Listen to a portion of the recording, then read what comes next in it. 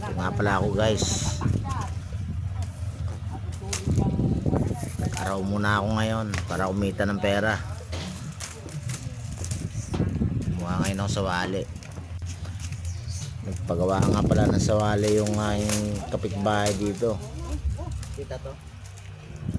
Salamat naman. At kahit pa paano nagkaroon ng extra income.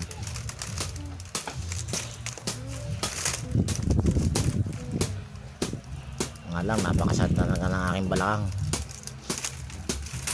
Maghapon ba namang kaganito.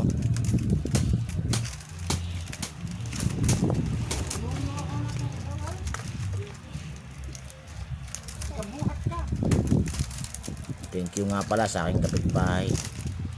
Nagkaroon na ako ng trabaho kahit isang araw lang.